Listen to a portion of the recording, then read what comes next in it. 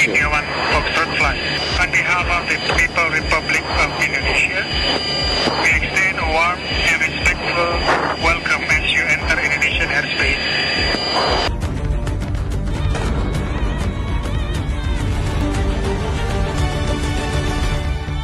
மோடி அவர்களே, நான் உங்கள் பணிகளை உன்னிப்பாக கவனிக்கிறேன். உங்களது பல திட்டங்களை நான் இந்தோனேஷியாவில் அறிமுகப்படுத்தி உள்ளேன். இதை ஒப்புக்கொள்வதில் எனக்கு எந்த தயக்கமும் இல்லை என்றார் இந்தோனேஷிய அதிபர். That I am a great admirer of Narendra Modi ji.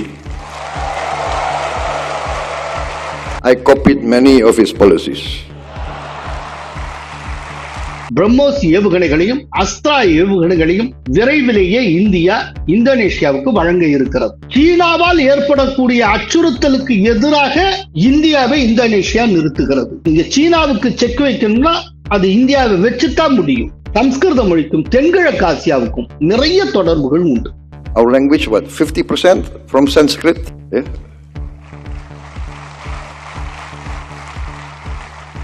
அந்த குழந்தைக்கு மேகாவதி அப்படிங்கிற சம்ஸ்கிருத பெயரை பிஜு பட்நாயக் வைக்கிறார். அவருடைய ஃபுல் நேமே மேகாவதி சுகர்ணோ புத்ரி அப்படிங்கறதா. கம்ப்ளீட்டா சம்ஸ்கிருதம். சுஷ்மா ஸ்வராஜ பார்த்து பேசின மேகாவதி சுகர்ணோ புத்ரி சொல்றாங்க, for me Indonesia is India அப்படின்னா. எவ்வளவு பெரிய வார்த்தை. மலேசிய அரசருடைய மனைவிய என்ன பேர் தெரியுமா சொல்லும்? பரமாய்சுரி அப்படிங்கிறோம். இந்த பரமாய்சுரி அப்படிங்கிறது பரமேஸ்வரி அப்படிங்கறதுடைய மருவு. கோலஹலாஸ் டிவி யூடியூப் சேனல், இது வாய்மையின் எக்காலம். வணக்கம் நண்பர்களே. பிரதமர் மோடியின் மகுடத்தில் மற்றுமொரு ரத்தினம் பதிக்கப்பட்டுள்ளது. இந்தோனேஷியாவில் சுற்றுப்பயணம் மேற்கொண்டுள்ள பிரதமர் மோடிக்கு பிங்டாங் அதிபூர்ணா எனும் இந்தோனேஷியாவின் மிக உயர்ந்த சிவிலியன் விருது வழங்கப்பட்டிருக்கிறது. இந்தோனேஷிய தலைநகர் ஜாகர்த்தாவில் நேற்று செவ்வாய்க்கிழமை ஜூலை 7ஆம் தேதி நடைபெற்ற நிகழ்ச்சியில் அந்நாட்டு அதிபர் பிரபோவோ சுபியாண்டோ இந்த விருதை பிரதமர் மோடிக்கு வழங்கி கௌரவித்தார். இது குறித்து பிரதமர் மோடி தன்னுடைய எக்ஸ் பதிவில் என்ன கூறியிருந்தார் என்பதை பார்ப்போம். இந்தோனேஷியாவின் உயரிய கௌரவம் எனக்கு வழங்கப்பட்டு இருக்கிறது. இந்த கௌரவம் கோடிக்கணக்கான இந்தியர்களுக்கும் இந்தோனேஷிய மக்களின் உணர்வுகளுக்கும் இரு நாடுகளுக்கு இடையிலான வரலாற்று சிறப்புமிக்க உறவுகளுக்கும் உரியதாகும் என்று குறிப்பிட்டிருக்கிறார். முன்னதாக இந்தோனேஷிய அதிபர் பிரபோவோ சுபியாண்டோ பிரதமர் மோடிக்கு மதிய விருந்தளித்தார். விருந்து நிகழ்ச்சியில் பிரபோவோ சுபியாண்டோ என்ன கூறினார், என்ன பேசினார் என்பதை பார்ப்போம். மோடி அவர்களே, நான் உங்கள் பணிகளை உன்னிப்பாக கவனிக்கிறேன். உங்களது பல திட்டங்களை நான் இந்தோனேஷியாவில் அறிமுகப்படுத்தி உள்ளேன். இதை ஒப்புக்கொள்வதில் எனக்கு எந்த தயக்கமும் இல்லை என்றார் இந்தோனேஷிய அதிபர்.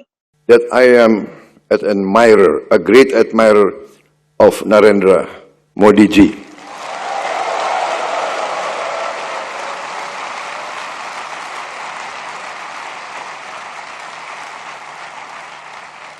Even before I became president, I studied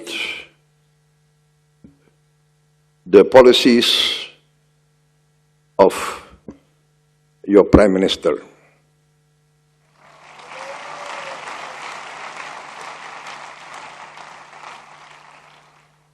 And because there are no copyright, I copied many of his policies.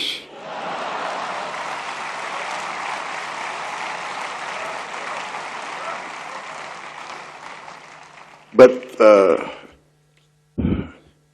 Prime Minister Modi graciously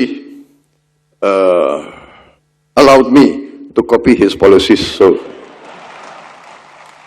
I cannot be sued in any court. அவர் மேலும் என்ன கூறினார் என்பதை பார்ப்போம். அதிக மக்கள் தொகை, விவசாயம் சார்ந்த பொருளாதாரம், அடிக்கடி நிகழக்கூடிய இயற்கை பேரிடர்கள் என இந்தியாவுக்கு இருக்கும் அதே சவால்கள் இந்தோனேஷியாவுக்கும் இருக்கின்றன. கோடிக்கணக்கான மக்களுக்கு உங்கள் திட்டங்கள் வெற்றிகரமாக அமைந்திருக்கும் போது அதிலிருந்து கற்றுக்கொள்ள நிறைய விஷயங்கள் உள்ளன. இந்தியா குறிப்பிடத்தக்க முன்னேற்றத்தை அடைந்திருக்கிறது. எனவே உங்கள் பணிகளை நான் உன்னிப்பாக கவனிக்கிறேன் என்பதையும் உங்களது பல திட்டங்களை நான் பின்பற்றியுள்ளேன் என்பதையும் வெளிப்படையாக ஒப்புக்கொள்ளுகிறேன். இவ்வாறு இந்தியாவை பின்பற்றி கொண்டு வரப்பட்ட பல திட்டங்கள் எங்களுக்கு வெற்றிகரமாக அமைந்துள்ளன. அதற்காக உங்களுக்கு நன்றி. உங்கள் திட்டங்களுக்கு காப்புரிமை ஏதும் இல்லை, அதாவது காப்பிரைட் ஏதும் இல்லை என்பதில் எனக்கு மிகுந்த மகிழ்ச்சி என நகைச்சுவையாக தெரிவித்தார். மேலும் அவர் இந்தியாவுக்கும் இந்தோனேஷியாவுக்கும் இடையிலான ஒத்துழைப்பு வளர்ந்து வருகிறது. நிலையான வேளாண்மை முறையை பயன்படுத்தி வறண்ட நிலங்கள் எவ்வாறு வெற்றிகரமான விளை நிலங்களாக மாற்றப்பட்டன என்பதை ஆய்வு செய்ய இந்தோனேஷியாவில் இருந்து ஒரு குழு 2 அல்லது 3 வாரங்கள் இந்தியாவில் தங்கி ஆய்வு செய்துவிட்டு தற்போது திரும்பியுள்ளது. நாங்கள் இதை உன்னிப்பாக ஆய்வு செய்து வருகிறோம். எங்களிடமும் கற்றுக்கொள்ள நிறைய விஷயங்கள் உள்ளன. அதோடு மற்றவர்களிடமிருந்தும் கற்றுக்கொள்வதற்கு நாங்கள் அஞ்சுவதில்லை என்று இந்தோனேஷிய அதிபர் தெரிவித்தார். Indonesians must learn from the experience of India. We actually, our civilization, our culture, many hundreds of years, strongly influenced by Indian civilization. Our language, I would say, Pa Falizon, Minister of Culture, our language, what, 50% from Sanskrit? Yeah.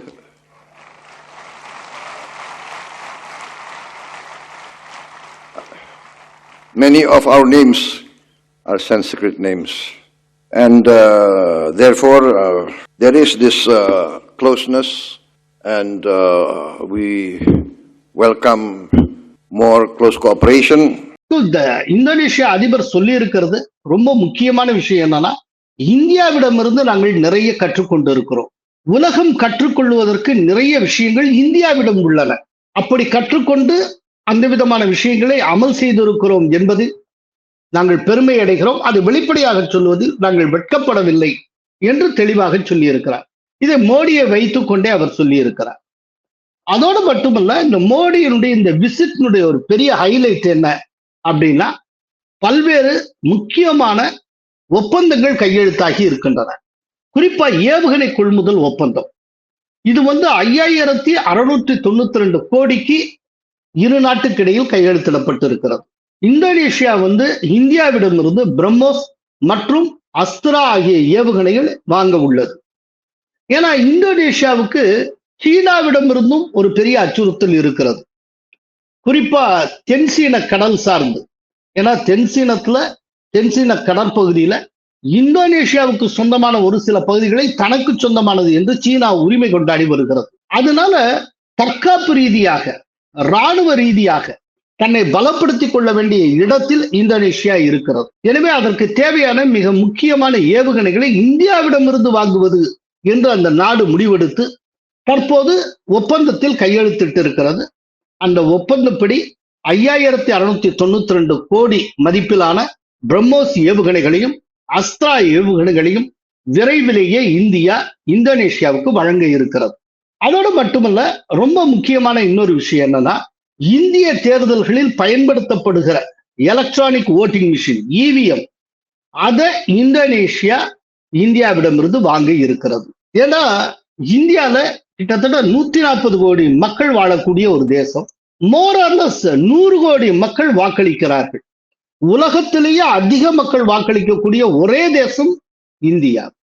ஆனா இந்த இவ்வளவு வாக்குகளை, கோடாடு கோடி வாக்குகளை, கிட்டத்தட்ட மோரார்லஸ் 100 கோடி வாக்குகளை துல்லியமாக எண்ணி எந்த பிரச்சனையும் இல்லாமல் மேக்சிமம் ஒரு நாளைக்குள்ளேயே அத்தனை ரிசல்ட்டையும் நாம கொண்டு வந்து விடுகிறோம்.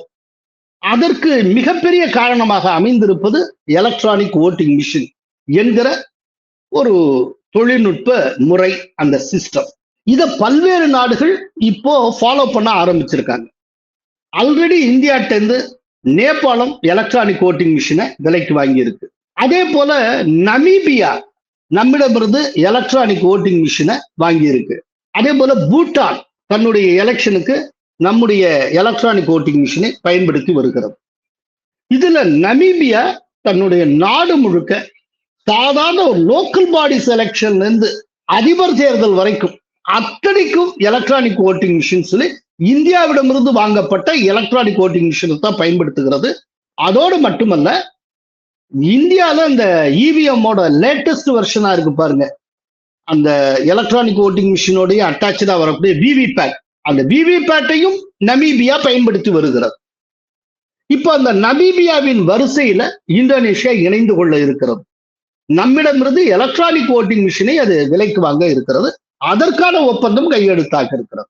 அதோடு மட்டுமல்ல, கேந்திர முக்கியத்துவம் வாய்ந்த மற்றொரு ஒப்பந்தம் ஒன்று இந்தோனேஷியாவுக்கும் இந்தியாவுக்கும் இடையில் கையெழுத்தாகி இருக்கிறது.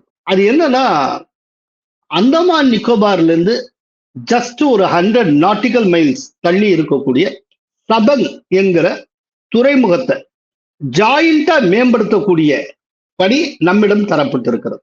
அது இந்தோனேஷியாவுக்கு சொந்தமான துறைமுகம். அந்த துறைமுகத்தை இந்தோனேஷியாவுடன் இந்தியாவும் சேர்ந்து மேம்படுத்தும். இதுக்கு முன்னால ஈரான்ல இருக்கக்கூடிய சபகர் துறைமுகத்தை நாம மேம்படுத்தினோம். அந்த பணிகளை நாம ஏற்றுக்கொண்டு நிறைய செய்திருக்கிறோம்.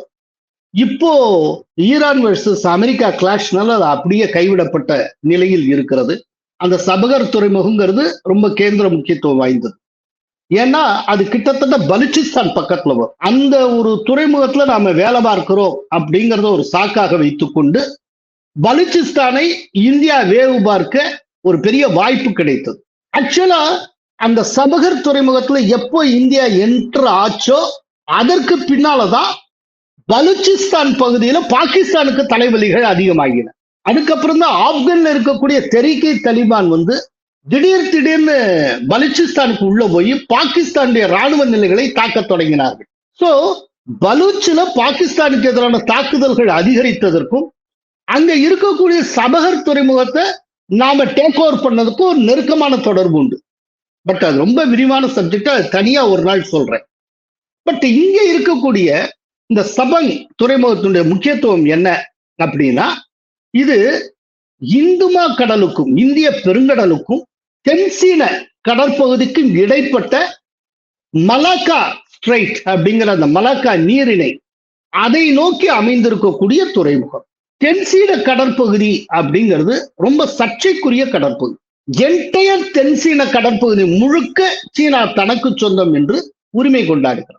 ஒரு நாடு நிலப்பரப்பை உரிமை கொண்டாடலாம், ஆனால் நீர்ப்பரப்பு முழுமையும் அது உரிமை கொண்டாடுகிறது. அந்த உரிமை கொண்டாடலுக்கு பின்னால ஒரு உள்நோக்கம் இருக்கு சீனாவுக்கு. என்னன்னா, பெரிய பெரிய கடற்பகுதிகளை ஃபுல்லா உரிமை கொண்டாடுவதன் மூலம் அந்த கடற்பகுதியில் நடக்கக்கூடிய கப்பல் போக்குவரத்தை முழுமையா தன்னுடைய கட்டுப்பாட்டுல கொண்டு வர்றது. ஏன்னா உலகம் முழுக்க நடக்கக்கூடிய ஏற்றுமதி இறக்குமதியில 90% அதிகமான ஏற்றுமதி இறக்குமதி கப்பல் சார்ந்துதான் நடக்கின்றன. யாரு கடல் வழியை கைப்பற்றானோ அவன் மிகப்பெரிய ஏகாதிபத்திய வல்லரசாக மாறிவிடுவான். கடந்த காலத்திலே அப்படித்தான். பிரிட்டிஷ் ஆகட்டும், போர்ச்சுகல் ஆகட்டும், டச் ஆகட்டும், பிரெஞ்சு ஆகட்டும், யாரு வேணாலும் சரி எதன் வழியாக ஆக்கிரமிச்சான்?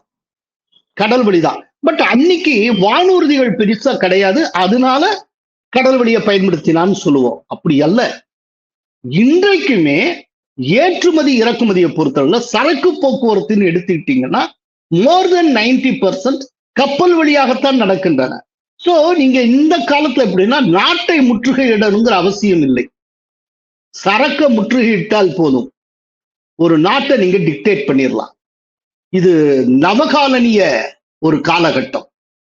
இங்க வித்தியாசமான ஒரு காலனி ஆதிக்கம் நடந்து கொண்டு இருக்கிறது. நேரடியா நாட்டை சுற்றி வளைக்கணும்னா நாட்டை நீங்க அடிமை செய்யணுங்கிற அவசியம் இல்லை. ஒரு நாட்டுடைய பொருளாதாரத்தை நீங்க உங்களுடைய அடிமையா வச்சுக்கிட்டீங்கன்னா அந்த நாட்டை நீங்க டிக்டேட் பண்ணிட முடியும். இதைத்தான் சீனா செய்து கொண்டு இருக்கிறது. அவங்க தென்சீன கடற்பரப்பு முழுக்க சொந்தம் கொண்டாடிட்டு இருக்காங்க. அந்த தென்சீன கடற்பரப்புல இருக்கக்கூடிய ஒரு சில தீவுகள் காலங்காலமாக இந்தோனேஷியாவுக்கு சொந்தமான தீவுகள் அப்படின்னு சொல்லப்படக்கூடிய தீவுகள், பிலிப்பீன்ஸுக்கு சொந்தமான தீவுகள், இது எல்லாத்தையும் சீனா தனக்கு சொந்தம்னு சொல்லிட்டு இருக்கு. சோ அப்படிப்பட்ட அந்த தென்சீன கடற்பகுதியை நோக்கி இருக்கக்கூடிய மலாக்கா ஸ்ட்ரைட்டுக்கு பக்கத்துல இருக்கக்கூடிய சபங் என்கிற துறைமுகத்தை இந்தியா மேம்படுத்த போகிறது.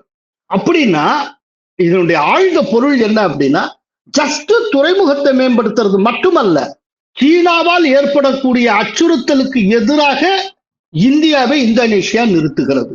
நீங்க இந்த பகுதியில, குறிப்பா இந்த தெற்காசிய பகுதியில சீனாவுக்கு எதிராக இந்தியாவை நிறுத்தினாலன்றி நீங்க ஒரு பேலன்ஸ் ஆஃப் பவரை மெயின்டைன் பண்ணவே முடியாது. அதை உணர்ந்துதான் குவாட் அப்படிங்கிற சீனாவை கட்டுப்படுத்துவதற்காக அமெரிக்காவால் உருவாக்கப்பட்ட அந்த பாதுகாப்பு கூட்டணியில இந்தியா முக்கியத்துவம் பெற்றிருக்கிறது. அந்த கூட்டணியில யார் யார் இருக்கா? குவாட்ல அமெரிக்கா, ஆஸ்திரேலியா, ஜப்பான் மற்றும் இந்தியா. இந்தியாவை தவிர்த்து விட்டு போக முடியாது. ஆசியால நீங்க சீனாவுக்கு செக் வைக்கணும்னா அது இந்தியாவை வச்சுதான் முடியும். எனவே இந்தியாவை இந்தோனேஷியா பயன்படுத்திக் கொள்ளுகிறது. அதை நாம அனுமதிக்கிறோம். ஏன்னா அதன் மூலம் வர்த்தக ரீதியா நமக்கு பல லாபங்கள் இருக்கின்றன. அதனால நாம் அதை அனுமதிக்கிறோம். இதையெல்லாம் தாண்டி இந்தோனேஷியால கல்வி ரீதியான ஒரு புரட்சியில் இந்தியா பங்கேற்க இருக்கிறது. அது என்ன அப்படின்னா, IIM பெங்களூருடைய அப்ராட் கேம்பஸ் அது இந்தோனேஷியாவில் அமைய இருக்கிறது. இந்தோனேஷியாவில் இருக்கக்கூடிய கிழக்கு ஜாவா மாநிலம் சிங்காசரி என்கிற சிறப்பு பொருளாதார மண்டலத்துல IIM பெங்களூருடைய யூனிட் அமைய இருக்கிறது. இதுக்கு முன்னால IIM அகமதாபாத்தினுடைய அப்ராட் கேம்பஸ் துபாயில் அமைந்தது. இப்ப துபாய்க்கு அடுத்தபடியா IIM பெங்களூருடைய ஒரு அப்ராட் கேம்பஸ் இந்தோனேஷியாவில் அமைய இருக்கிறது. இதையெல்லாம் சாத்தியப்படுத்துவதற்கான மிக முக்கியமான ஒப்பந்தங்கள் கையெழுத்தாகி இருக்கின்றன. அந்த விதத்துல பாத்தீங்கன்னா மோடியுடைய இந்த விசிட் ரொம்ப ரொம்ப ஒரு சக்சஸ்ஃபுல் விசிட் அப்படின்னு சொல்லலாம். இதுல இன்னொரு விஷயத்த சொல்லி ஆகும். இந்தோனேஷியாவுக்கும் இந்தியாவுக்கும் இடையில ஒரு பாரம்பரியமான தொடர்பு நிறைய உண்டு. பொதுவா தென்கிழக்காசிய நாடுகளுக்கும் இந்தியாவுக்குமே மிகப்பெரிய தொடர்பு உண்டு. அந்த தொடர்புக்கு பாலமாக இருப்பது சம்ஸ்கிருத மொழி. இந்த உண்மையை சொன்னா நிறைய பேருக்கு பிடிக்காது. ஆனால் பிடிக்கலைனாலும் உண்மைதான். அதனால நான் இதை சொல்லி ஆகணும். சம்ஸ்கிருத மொழிக்கும் இந்தோனேஷியாவுக்கும், சம்ஸ்கிருத மொழிக்கும் தென்கிழக்கு ஆசியாவுக்கும் நிறைய தொடர்புகள் உண்டு. ஒரு சின்ன உதாரணம் சொல்றேன். அங்க சுகர்னோன்னு ஒரு பிரசிடென்ட் இருந்தார். அவர் தான் இந்தோனேஷியாவுடைய முதல் பிரசிடென்ட். ஜவஹர்லால் நேருவுக்குலாம் ரொம்ப நெருக்கமானவர். சுகர்னோ இருந்த பொழுதுதான் 1955 பாண்டுங் மாநாட்டில் பஞ்சசீல கொள்கை அறிவிக்கப்பட்டது. இது பலருக்கு தெரிந்திருக்கும். அந்த சுகர்னோவுடைய மகள் மேகாவதி சுகர்னோ புத்ரி அப்படின்னு பேர். அவர் இந்தோனேஷியாவுடைய 5வது அதிபராக பொறுப்பேற்றார். இதுல என்ன ஒரு பியூட்டி அப்படின்னா, இந்த சுகர்னோ புத்ரி அப்படிங்கிறோம்ல, அதுவே சம்ஸ்கிருதம் தான். அதாவது சுகர்னோவின் மகள்னு அர்த்தம். இன்னொரு ரொம்ப முக்கியமான ஒரு டச் ஒண்ணு இருக்கு. Megawati Sukarno Puthri. அது என்ன மேகாவதி? அவர் பிறந்த அன்னைக்கு சரியான மழை இந்தோனேஷியால கொட்டி தீர்த்திருக்கு. அந்த டயத்துல ஒரு டிப்ளமேட் மிஷன் காரணமா இந்தியாவில் மிகப்பெரிய அரசியல் ஆளுமைகளில் ஒருவராக திகழ்ந்த பிஜு பட்நாயக் அவர்கள் ஜாகர்தா போயிருக்கார். ஜாகர்தாவுக்கு அவர் போயிருந்த டயத்துல தான் சுகர்னோவுக்கு மகள் பிறக்கிறார். சோ மேகம் சூழ கடுமையான மழைப்பொழிவு இருந்த நாளில் பிறந்தவர் அப்படிங்கிற முறையில அந்த குழந்தைக்கு மேகாவதி அப்படிங்கிற சம்ஸ்கிருத பெயரை பிஜு பட்நாயக் வைக்கிறார். அதனால அவருடைய ஃபுல் நேமே மேகாவதி சுகர்னோ புத்ரி அப்படிங்கிறதா. கம்ப்ளீட்டா சம்ஸ்கிருதம். அதை விட ஒரு ஆச்சரியம், இந்தோனேஷியா மொழிக்கே என்ன பேர் தெரியுமா? பாஷா அப்படின்னு தான் பேர். பாஷானா என்ன? மொழின்னு அர்த்தம். சம்ஸ்கிருதத்துல பாஷைம்போம், பாஷா அப்படிங்கிறது. இந்தோனேஷியால மொழிக்கு பேரே பாஷா அப்படிங்கிறது. ஆனா பாஷாங்கிறத அவங்க எப்படி ப்ரொனவுன்ஸ் பண்ணுவாங்கன்னா பஹாசா, பஹாசா அப்படின்னு இந்த ஹா ஒண்ணு வரும், பஹாஷா அப்படிம்பாங்க. ஸோ பிஜு பட்நாயக் மேகாவதிக்கு பேரை சுகர்னோவுடைய மகளுக்கு வச்சிருக்காருன்னா எவ்வளவு ஆழமான ஒரு உறவு இந்தியாவுக்கும் இந்தோனேஷியாவுக்கு இடையில இருந்திருக்குங்கிறத நீங்க புரிந்து கொள்ளலாம். 2014 மோடி அவர்கள் அப்பதான் பிரைம் மினிஸ்டர் பதவியேற்று இருக்கிறார். அப்போ foreign minister Sushma Swaraj. Foreign மினிஸ்டர்ங்கிற முறையில 2015 அவங்க இந்தோனேஷியா போறாங்க. அப்போ இந்தோனேஷியால சுஷ்மா ஸ்வராஜை பார்த்து பேசின மேகாவதி சுகர்னோ புத்ரி சொல்றாங்க, for me Indonesia is India அப்படின்னாங்க. இது மேகாவதி சுகர்னோ புத்ரி சொன்ன வார்த்தை. For me Indonesia is India. என்னை பொறுத்தவரை இந்தோனேஷியா என்பதே இந்தியா தான். எவ்வளவு பெரிய வார்த்தை. அதே போல எனக்கு பேர் வச்சதே பிஜு பட்நாயக் தான் அப்படிங்கிற தகவலை மேகாவதி சுகர்னோ புத்ரி எப்ப சொன்னாங்க அப்படின்னா, அவங்க அதிபரா இருக்கிறப்போ இந்தியாவுக்கு வந்திருந்தாங்க. அப்படி இந்தியாவுக்கு வந்திருந்தப்போ ஸ்ரீ சத்யசாய் பிரைமரி ஸ்கூல் அப்படிங்கிற ஒரு அமைப்புல ஒரு ஸ்கூல்ல ஒரு நிகழ்ச்சி நடக்குது. அந்த நிகழ்ச்சியில வச்சு அவங்க இந்த விஷயங்கள்லாம் சொல்றாங்க. எனக்கு பேர் வச்சதே ஒரு இந்தியர் தான், அவர் உங்க பிஜு பட்நாயக் தான் அப்படின்னு சொல்லிட்டு. அதே போல இந்தோனேஷியாவுடைய ஏர்வேஸுக்கு என்ன தெரியுமா பேரு? கருடா ஏர்வேஸ்னு பேர். கருடன் சம்ஸ்கிருதத்தில் அமைந்த இந்து சமய தொல்கதைகள்ல ரொம்ப ஒரு முக்கியத்துவம் வாய்ந்த ஒன்றா. கருடன் பெரிய திருவடின்னு பேர். சோ பெருமாளை தூக்கி சுமக்கக்கூடியவர். அந்த கருடன் தான் இந்தோனேஷியன் ஏர்வேஸ்க்கே பேரு, கருடா ஏர்வேஸ் அப்படின்னு பேர். அதே போல இந்தோனேஷியன் கரன்சில ஒரு பர்டிகுலர் டினாமினேஷன்ல பிள்ளையார் படம் இருக்கு. இத்தனைக்கும் இந்தோனேஷியா தான் உலகத்திலேயே அதிக முஸ்லிம்கள் மக்கள் தொகையை கொண்ட ஒரு தேசம். ஆனால் அது செக்யுலர் கண்ட்ரி, மதசார்பற்ற தேசம். எப்படி பாரு, அந்த இந்தோனேஷியாவுக்கு அடுத்தபடி அதிக முஸ்லிம் மக்கள் தொகையை கொண்ட நாடு எது தெரியுமா? இந்தியா. ஸோ முஸ்லிம் மக்கள் தொகையை அதிகமாக கொண்டிருக்கக்கூடிய முதல் 2 நாடுகள், அந்த 2 நாடுகளுமே மதசார்பற்ற நாடுகள் தான், இஸ்லாமிக் கண்ட்ரிஸ் கிடையாது. அதை எல்லாரும் புரிஞ்சுக்கணும். அதுல இந்தோனேஷியால மேடான் பள்ளத்தாக்குன்னு ஒண்ணு இருக்கு. மேடான், அந்த இடத்துக்கே நான் போயிருக்கேன் முன்னால, மலேசியால ஒர்க் பண்ணியிருந்த காலத்துல. அந்த மேடான் பள்ளத்தாக்கு பகுதிக்குன்னே ஒரு தனி ரூல்ஸே இருக்கு, சட்டம் இருக்கு. என்னன்னா, இந்த மேடான் பள்ளத்தாக்கு பகுதியில பாத்தீங்கன்னா அத்தனை பேரும் தமிழர்கள். ஏதோ ஒரு காலத்துல போய் செட்டில் ஆயிருக்காங்க. இன்னைக்கு அவங்களுக்கு தமிழ் தெரியாது. அவங்க அங்க இருக்கக்கூடிய அந்த பாஷா, அதாவது இந்தோன் லாங்குவேஜ் இருக்குல்ல, அந்த லாங்குவேஜில் தான் அவங்க பேசுறாங்க. அங்க நம்ம நாட்டு கோயில் போலவே மாரியம்மன் கோயில் இந்த மாதிரிலாம் கோயில் இருக்கு. கோயில்ல நம்ம தேவார பதிகங்களை அவங்க பாடுறாங்க. அவங்க இந்த இந்தோன் லாங்குவேஜ்ல அதை எப்படியோ தமிழ்ல இந்தோன் லாங்குவேஜ்ல எழுதி வச்சுட்டு படிக்கிறாங்க. முதல் ஆரம்பத்துல ஒண்ணுமே புரியாது. லேசா நமக்கு ஒரு டவுட் வரும், எங்கேயோ தமிழ்ல கேட்ட மாதிரி இருக்கு, இது ஏதோ தமிழ்ல கேட்ட மாதிரி இருக்குன்னு. அப்புறம் யோசிச்சாதான் நம்ம தேவாரத்தை அவங்க அப்படி பாடுறாங்க அப்படிங்கிறது தெரிய வரும். அப்படி ஒரு தமிழர்கள் கொண்ட ஒரு குழு அங்க எப்படியோ அங்க ஒரு பர்டிகுலர் பிராந்தியத்துல செட்டில் ஆயிருக்காங்க. இதுல அது எப்படிப்பட்ட தேசங்கிறதுக்காக சொல்றேன். அவர்களுடைய வாழ்க்கை, கலாச்சாரம், சமயம் எதுவும் அஃபெக்ட் ஆயிடக்கூடாது அப்படிங்கிறதுக்காக அந்த மேடான் பள்ளத்தாக்குக்கு மட்டும் பொருந்துகிற மாதிரி ஒரு சட்டம். இந்த சட்டம் என்னன்னா, மேடான் பள்ளத்தாக்கில் வாழக்கூடிய இந்த வம்சாவளி இந்தியர்கள் மதம் மாறவும் கூடாது, மதம் மாற்றவும் கூடாது. அவங்களா விரும்பி நான் இஸ்லாத்தை தழுவுகிறேன், முஸ்லீமாக ஆகிறேன் அப்படின்னாலும் அது நாட் அலவுட். மதம் மாறவும் கூடாது, அவர்களை மதம் மாற்றவும் கூடாது. இப்படி ஒரு சட்டம் முஸ்லிம்ஸ் அதிகமாக இருக்கக்கூடிய இந்தோனேஷியால. நம்ம நாட்டுல கூட இப்படி ஒரு சட்டம் கிடையாது. நம்ம நாட்டுல ஃபோர்ஸ் பண்ணி கன்வர்ஷன் கூடாதுன்னு தான் சொல்லியிருக்கோம். மற்றபடி மதம் மாறக்கூடாதுன்னு எந்த சட்டம் கிடையாது. மதம் மாற்றுவதுலதான் நிறைய சட்ட இதெல்லாம் இருக்கு, நிர்பந்தம்லாம் இருக்கு. ஆனா அங்க எப்படின்னா, மதம் மாறவும் கூடாது, மதம் மாற்றவும் கூடாது. ஸோ இந்த அளவுக்கு இந்தோனேஷியாவுக்கும் இந்தியாவுக்கும் இடையில் ஒரு பெரிய வரலாற்று தொடர்பு உண்டு. இந்த ரெண்டுத்துக்கு இடையில அந்த வரலாற்று தொடர்பு பாலமாக இருக்கக்கூடியது சம்ஸ்கிருத மொழி. அதை நாம மறந்து விடக்கூடாது. இன்னைக்கு அந்த இந்தோனேஷியாவுக்கு தான் பிரைம் மினிஸ்டர் போயிருக்கிறார். இந்தோனேஷியாவுடைய மிக உயர்ந்த சிவிலியன் விருது பிரதமருக்கு கிடைத்திருக்கிறது. அவர் எந்த தேசத்துக்கு போனாலும் அந்த தேசத்துடைய மிக உயர்ந்த விருது அவருக்கு கிடைக்கிறது. அப்படின்னா அவர் எந்த அளவுக்கு பார்வு கொள்ளக்கூடிய ஒரு மாபெரும் தலைவராக இருக்கிறார் அப்படிங்கிறத நாம் புரிந்து கொள்ளலாம். நம்ம பிரைம் மினிஸ்டருடைய இந்தோனேஷியன் விசிட்ல இன்னொரு முக்கியமான பகுதி அது என்னன்னா, இந்தோனேஷியால இந்த யோகியர்கார்த்தா அப்படிங்கிற இடத்துல அமைந்திருக்கக்கூடிய பிரம்மானன் அப்படிங்கிற கோயிலுக்கு, அந்த கோயில் கேம்பஸுக்கு பிரைம் மினிஸ்டர் மோடி போயிருக்கிறார். இந்த பிரம்மானன் அப்படிங்கிறது பிரம்மன் அப்படிங்கிறதுடைய ஒரு இந்தோன் வெர்ஷன். இது 9ஆம் நூற்றாண்டை சேர்ந்த கோயில். கோயில்னு சொல்லக்கூடாது, ஒரு மிகப்பெரிய கோயில் வளாகம். இந்த கோயிலுக்குள்ள 240 கோயில்கள் இருக்கின்றன.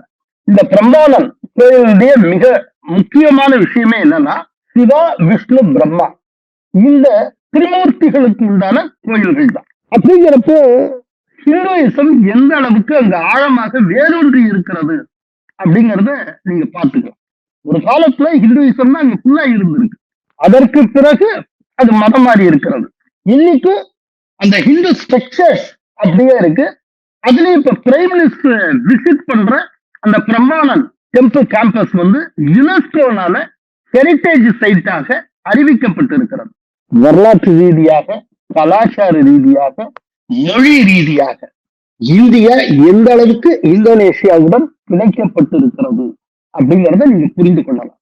இது not only Indonesia, south east ஏஷியால எதை எடுத்தா இந்த காட்சியை நீங்க பார்க்கலாம். தாய்லாந்து எடுத்துக்கணும். தாய்லாந்துல இப்பவும் இருக்கக்கூடிய இந்த மன்னர் பரம்பரைக்கு என்ன தெரியுமா பேரு? ராமா டைனாஸ்டின்னு பேரு. அந்த மன்னருடைய பேலஸ் இருக்கக்கூடிய இடத்துக்கு என்ன பேரு தெரியுமா? அந்த ஏரியாவுக்கு அயோத்தியா அப்படின்னு பேரு. நம்ம அயோத்தி, அதான் அயோத்தியா அப்படிங்கிறாங்க. அதே போல இந்த பேலஸ் இருக்கக்கூடிய பகுதிக்கு ஸ்வர்ணபுரி அப்படின்னு பேரு. இதுக்கு முன்னால ஒரு மன்னர் இருந்தார் தாய்லாந்துல, பூமி போல் அப்படின்னாங்க. வேற ஒண்ணும் இல்ல, பூமி பாலன் அப்படிங்கறத அப்படி சொன்னாங்க. இப்போ வஜ்ர அலங்காரன் அப்படின்னு இருக்காரு, வஜ்ர அலங்காரன். அவர் தான் இப்போ தாய்லாந்துடைய மன்னராக இருக்கிறார். முழுக்க முழுக்க 100% சம்ஸ்கிருதம். இது எதுக்கு திரும்ப திரும்ப இந்த சம்ஸ்கிருதம்ங்கிறதுக்கு ஒரு அழுத்தம் கொடுத்து சொல்றேன்னா, ஏதோ நிறைய பேர் சம்ஸ்கிருதம் செத்து போன மொழின்னு சொல்லிட்டு இருக்காங்க. ஆக்சுவலா அதுதான் நிறைய பேரை இணைத்து கொண்டு இருக்கிறது. அதாவது எனக்கு இந்த சம்ஸ்கிருதத்தின் பரவல் குறித்து பேசுறப்போ ஒரு பழைய காட்சி ஒண்ணு நினைவுக்கு வருது. ஒரு 30 ஆண்டுகளுக்கு முன்பு மதுரை காமராஜ் யூனிவர்சிட்டியில சித்தலிங்கையா அப்படிங்கிற சைவ சித்தாந்தா சேர் ப்ரொஃபசர் ஒருத்தரை நான் பார்த்தேன். அது 30 இயர்ஸ்க்கு முன்னால. அவர்கிட்ட ஒரு இன்டர்வியூ ஒண்ணு எடுத்தேன். அப்போ அவர்கிட்ட பேசியிருந்தப்போ ஒண்ணு சொன்னேன், இன்னைக்கு வடமொழி வழக்கிழந்து விட்டது, அது செத்து போய் விட்டதுன்னு சொல்றாங்களே, அது எப்படி அப்படின்னு கேட்டேன். அது உண்மைதானா, அதை பத்தி உங்களுக்கு ஏதாவது அபிப்பிராயம் இருக்கா அப்படின்னு. அப்போ அவர் சொன்னாரு, எனக்கு அதுல உடன்பாடு இல்லைங்க. இப்போ நீங்க தண்ணி எடுத்துக்கங்க, தமிழ்நாட்டுக்குள்ள தண்ணின்னு சொன்னா எல்லாருக்கும் தெரியும். நீங்க ஆந்திராவுக்கு போய் தண்ணின்னு சொன்னா ஒருத்தருக்கும் தெரியும். அங்க நீலுன்னு சொல்லணும், ஏன்னா தெலுங்குல நீலு அப்படின்பா. நீங்க கேரளாவுக்கு போயிட்டீங்கன்னா வெள்ளம்னு சொல்லணும், அப்படின்னா தான் அவனுக்கு தெரியும். இதே போல ஹிந்தி பெல்ட் எல்லாம் போயிட்டு பானின்னு சொன்னா அவனுக்கு தெரியும். ஆனா இந்தியால நீங்க எந்த பகுதியில வேணாலும் போயிட்டு ஜலம்னு சொல்லுங்க, எல்லாருக்கும் தெரியும். பெருவேஸ்ல இந்தியா முழுக்க இருக்கக்கூடிய ஒரு மொழி, இன்னைக்கும் பரவலா இருக்கக்கூடிய ஒரு மொழியை இறந்து போன மொழின்னா அது எப்படி சார் ஏத்துக்கிறது? அதுக்கு காரணம் பாலுல சக்கரை கரைஞ்ச மாதிரி அப்படியே மொத்த அந்த மொழி கட்டமைப்புக்குள்ள சம்ஸ்கிருதம் கரைஞ்சு போயிருக்கு. அது துலக்கமா தனியா தெரியறதே இல்லை. அதனால இல்லைன்னு எல்லாரும் நினைக்கிறாங்க. இப்போ உங்க தமிழ்நாட்டிலே எடுத்துக்கோங்க, தமிழ்நாட்டுல இருக்கிற அத்தனை பேருடைய பெயர்களையும் எடுத்துக்கோங்க. அநேகமா 100% விழுக்காடு பெயர் சம்ஸ்கிருதத்தோட தான் டச்ல இருக்கும், சம்ஸ்கிருத டச்சோட தான் இருக்கும். இல்லைன்னு சொல்லுங்க பார்ப்போம். ஏசா ஒவ்வொருத்தருடைய பெயர்ல 90% பேர்ல சம்ஸ்கிருதம் இருக்கு. ஆனா சம்ஸ்கிருதங்கிற ஒன்னே இல்ல, செத்து போச்சுன்னா அது எப்படி சார்? இது முழு பூஷணிய சோத்துக்குள்ள மறைக்கிற விஷயமாச்சு அப்படின்னு அவர் சொன்னார். அவர் அந்த ஜலம்ங்கிற அந்த உதாரணம் சொன்னது ரொம்ப ஸ்ட்ரைக்கிங்கா இருந்தது. இத்தனை வருஷம் ஆனதுக்கு அப்புறம் இன்னைக்கு வரைக்கும் எனக்கு மறக்க முடியல. இது தென்கிழக்கு ஆசியால முழுக்க, நான் மலேசியாலே ஒர்க் பண்ணவன், நேரடியா பார்த்திருக்கேன். மலேசிய அரசருடைய மனைவிய யாருமே பேரை சொல்லக்கூடாது. என்ன பேரு தெரியுமா சொல்லணும்? பரமாய்சுரி அப்படிங்கணும். இந்த பரமாய்சுரி அப்படிங்கிறது பரமேஸ்வரி அப்படிங்கறதுடைய மருவு, அப்படித்தான் பேசணும். அங்க மலேசியா கிங்க இருக்கக்கூடிய அவருடைய பேலஸ் இருக்கிற வீதிக்கு பேரு மகாராஜா ஜலான் அப்படின்னு தான் பேரு. ஜலான் மகாராஜா அப்படிம்பாங்க. மகாராஜாங்கிறது சம்ஸ்கிருதம். ஒவ்வொன்றுலயும் நீங்க பார்க்கலாம்.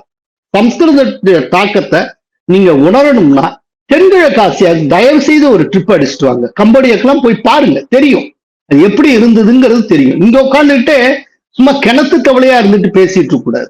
இப்பவும் கூட இப்போ பிரைம் மினிஸ்டர் போறாரு இந்த பிரம்மனான் கோயிலுக்கு, அந்த கோயில் வளாகத்துக்குள்ள தினந்தோறும் ராமாயணம் ஒலி காட்சி ஒளிபரப்பப்படுகிறது பாஷால, அதாவது இந்தோனேஷியன் லாங்குவேஜ்ல. அப்படின்னா எந்த அளவுக்கு மகாபாரதம் ராமாயண தொடர்புகள் தென்கிழக்கு ஆசியால ஊடாடி இருக்கின்றன அப்படிங்கறதுல நீங்க புரிந்து கொள்ளலாம். நாட்டை விட்டு வெளியில போயிட்டு அந்த கொஞ்ச காலம் இருந்துட்டு வந்தாதான் ஃபேக்ட் என்னங்கிறது தெரியும். இந்த பக்கம் அசையாமல் இங்கேயே உட்கார்ந்துட்டு பேசிட்டு இருந்தா பேசிக்கிட்டே இருக்கலாம். நன்றி, வணக்கம். கோலஹலாஸ் டிவி யூடியூப் சேனல், இது வாய்மையின் எக்காலம்.